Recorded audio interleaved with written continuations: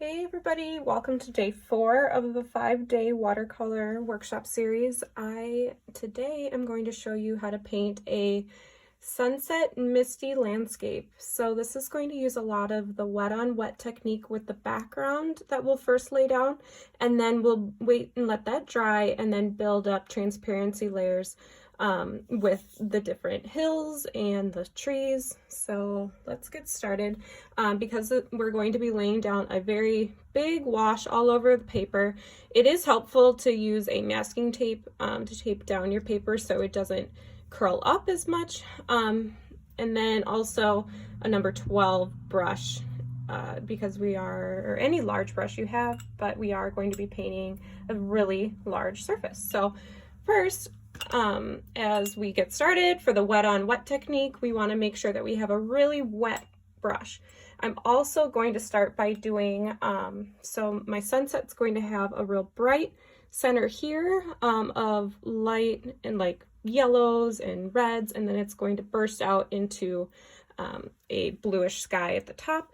It is really helpful. I would search landscape photos and sunset photos for this painting. So I am going to get my brush really wet. I'm also going to pick up a really light wash. So that means more water, less paint on my brush for blues. And I'm just going to start at the top and start to run it down.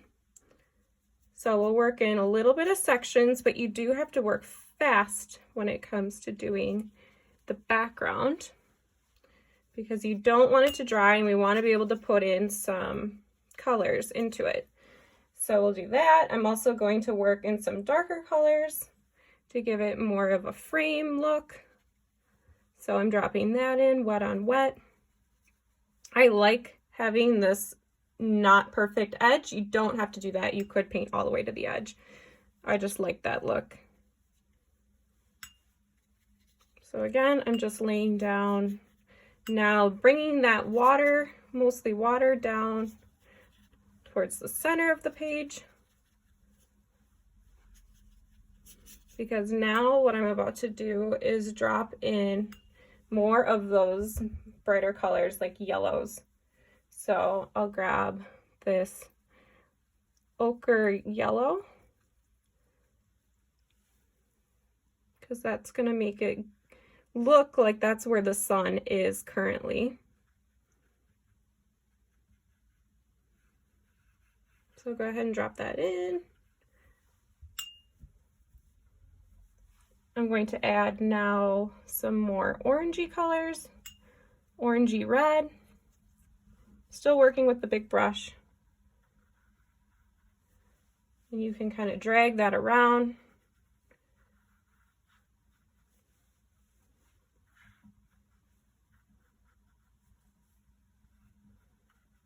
Now again, this is just the background layer. We will go through and add more depth.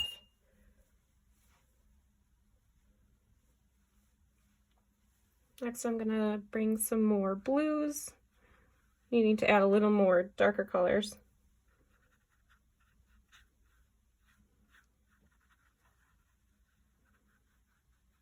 So just dragging my brush around pulls that, but don't also forget that just dropping it in is going to make a really cool watercolor effect, which is what you want for that sky.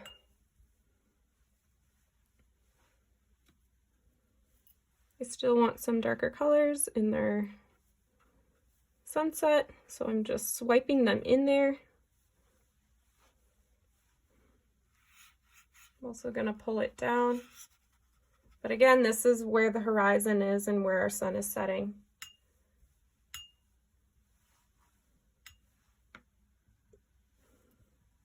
Back to using that indigo color for the edge, but any dark blue will work. So again, you could make a dark blue by adding red to your blue, anything to give it a little more of a muddy color. And then adding some of the darker color into the middle gives it that illusion of clouds.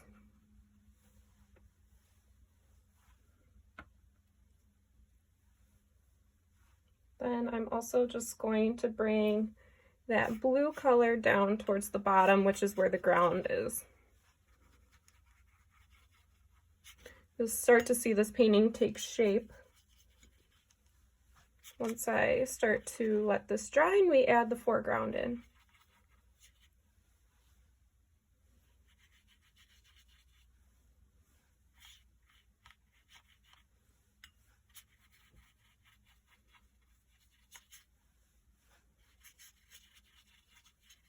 So it looks like an ocean, which you totally could do that and add some palm trees if you wanted, but I'm still going to make it a forest.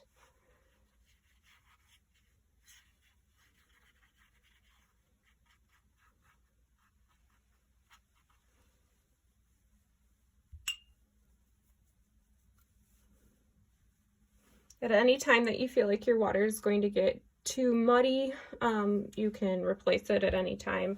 A lot of artists will sometimes have two different water cups, one for the cool colors and then one for the warm colors. I don't work like that just because it is hard for me when I'm working fast to remember, oh, I was supposed to dip my brush in the cool color one with that paintbrush, so I don't mind. I just replace my water halfway through my projects.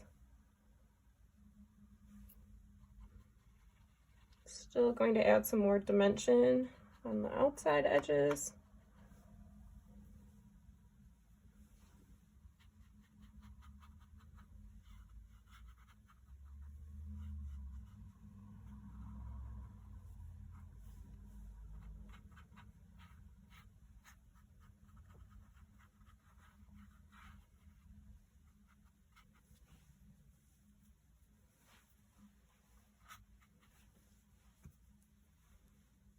I'm going to add a little more yellow, slightly brighter color.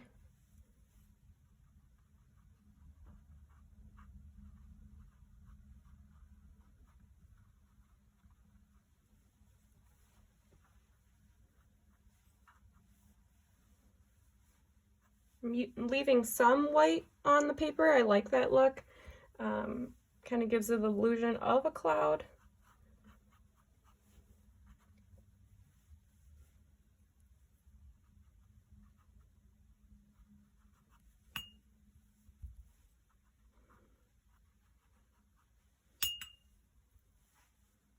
I want a little more orange to blend those two red and yellow colors.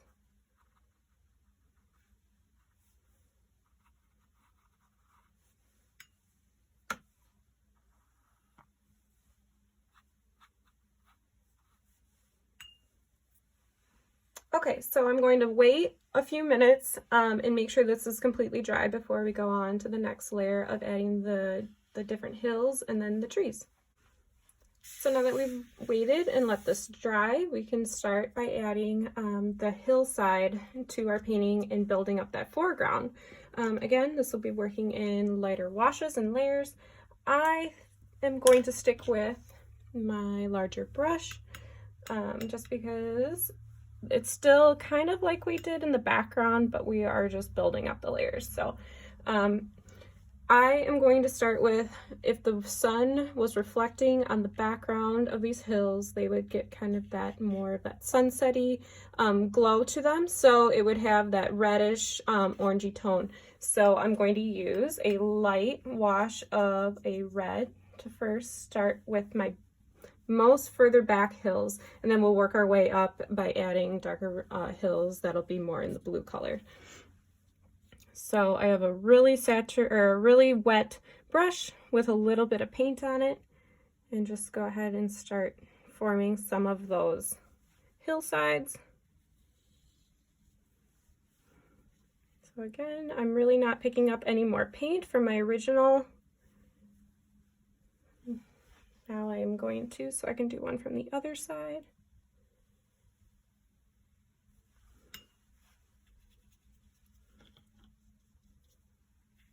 So all of this will get covered up, but you have to start with your further back layers first. You can't go in the end and try and paint those.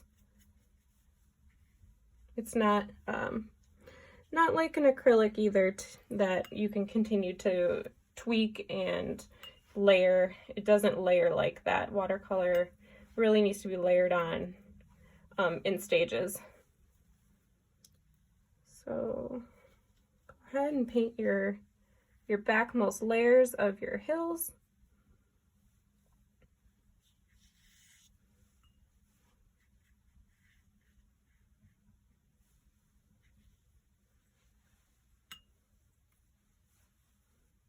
Might even have a little bit of that sun touching that hill.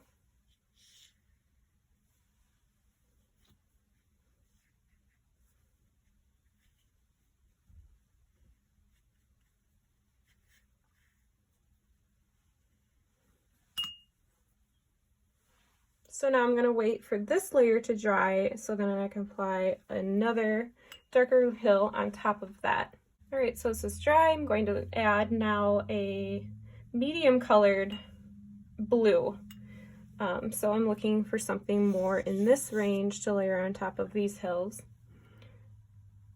And the reason why they're getting more blue towards the front is because the sunlight is not hitting it directly anymore like it is on these back hills.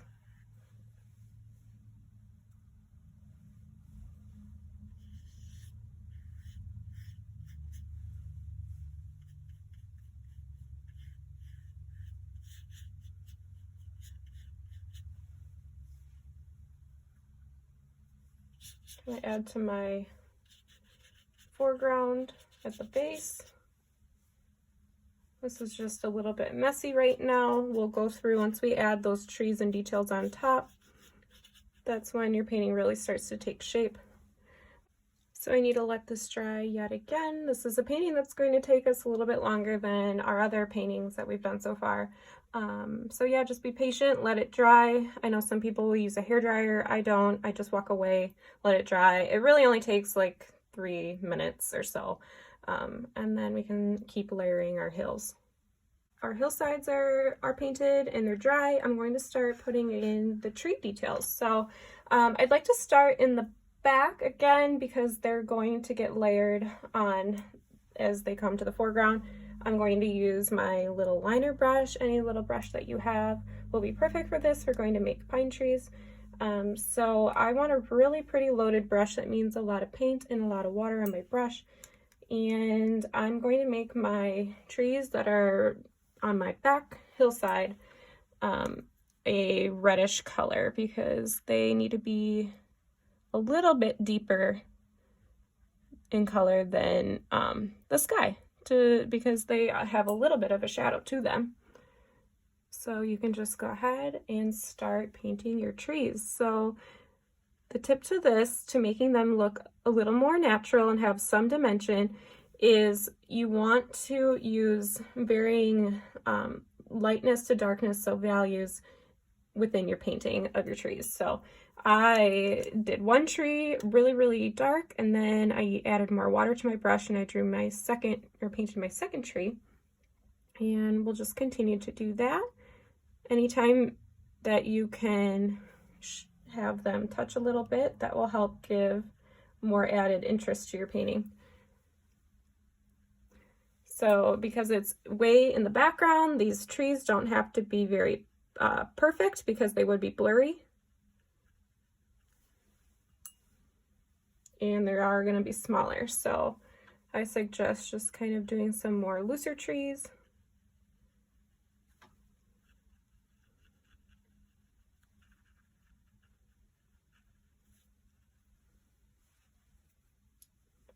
Use varying colors too. So I'm dropping in some yellows.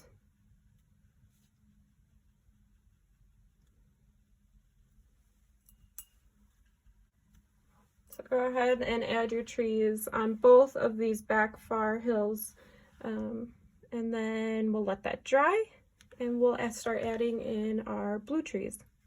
Now that I've painted my background trees, given the illusion of that warm sunset glow, I'm now going to start, you want to make sure that they're dry, but then now I'm going to start adding in the blue trees that are going to increasingly get larger and darker towards the foreground. So I am going to switch to my number 6 round brush. A medium-sized brush would be perfect for this, and I am going to work in a medium toned blue again. we want to just be able to have them layer on top of the red. So I have a medium color blue, and this is when you'll start to have more definition and dimension in your trees, but it is okay on a wet on wet technique to have it do the watercolor magic. So you can just start by adding in those blue trees. And you want to do varying colors of blue, so add a little bit of red to your color if you need to.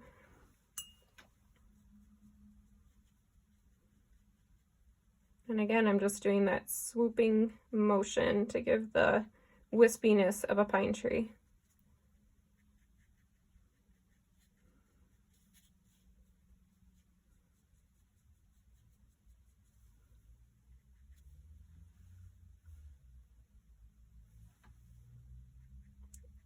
Paint some dark areas, then I work in lighter areas.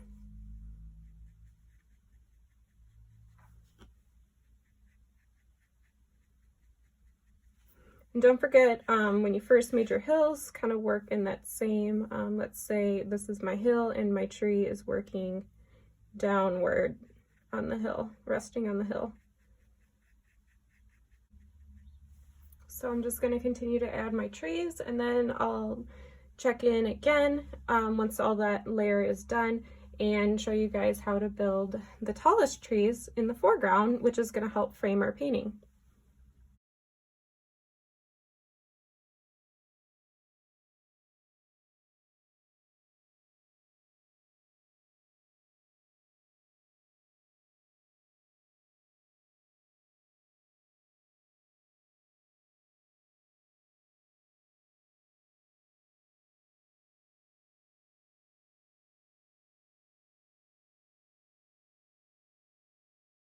Gotten all my little pine trees down that I've wanted to add value within my painting and to add depth. Now is when we are going to paint the outer trees that are going to help frame our painting. And that just gives it even more dimension because these are the biggest trees that are way in the foreground closest to us. So this type of tree is going to be a pine tree, and I am going to use the darkest paint in my palette, which is my Payne's Gray. For you, if you don't have a gray, I would stay away from black, but you could do any of your blues, adding the reds, getting a really dark hue color with a lot of paint and a lot of water on your brush. And now we're going to start painting. The first tree is going to be this tall, so that's how close it is to us. It's the same trees, but it's right here in the foreground. So this is also going to have more dimension than any of the trees that we've done so far. So, and it's still looser, but in general, what you want to do is do a wispy motion of the tree. Imagine that the trunk is in the middle. I don't want to paint that yet, but you just want to start working out those branches like that, all the way down.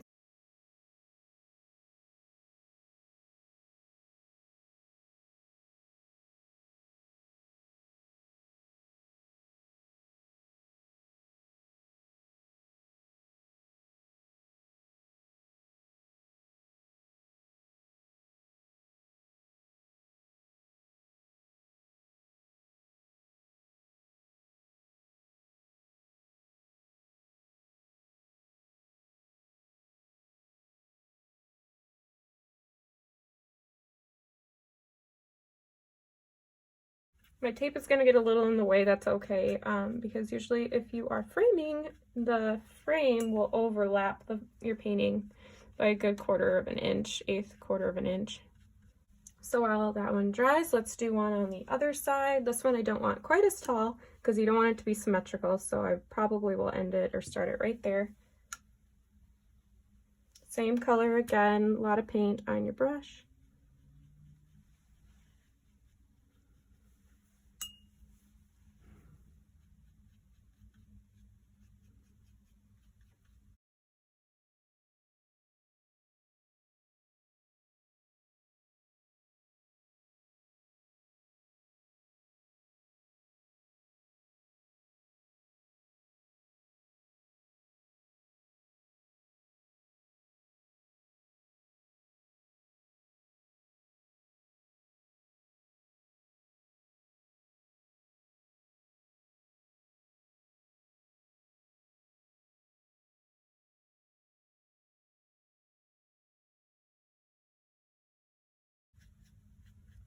And you can even start to use that dry brush technique, which just means that your brush is going to get really dry, has paint on it, and you can pull your branches outwards and it's going to create kind of a broken up texture.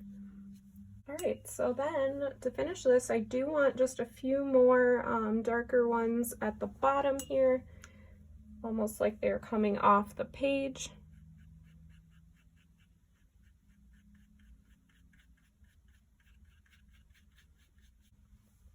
All right, so that's it for today's tutorial on the misty landscape sunset sky. We applied first the wash with the wet on wet technique, laying in that, then we let that dry and worked in layers of creating the hills, and then worked in the pine trees all the way to the foreground with our biggest, darkest pine trees.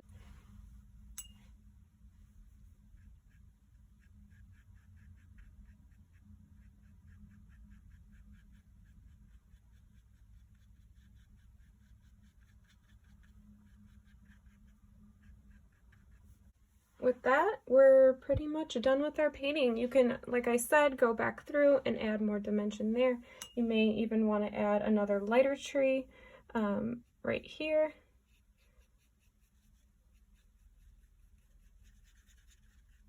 Just so it's not too symmetrical with the other side.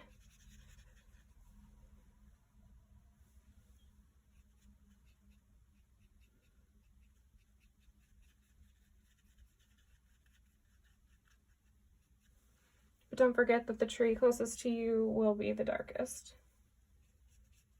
So I'm going back to my other tree, and now that it's dry, I can layer on more dark areas, give it more dimension, more texture.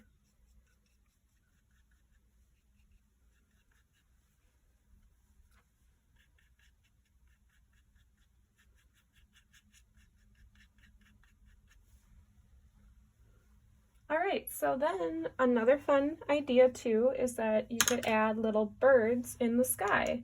So I would use that dark bluish color that you have, and kind of how you remember doing them in school, just do small little wide V's in different sizes. I can't wait to see what you guys do on your own. Feel free to get creative. You do not need to stick to this color palette, but please share your paintings online. Join my Facebook group, Watercolor for Wellness, as well as take your photos, Watercolor for Wellness, on social, Instagram, Facebook, so then I can see them. And I will see you tomorrow for our very last day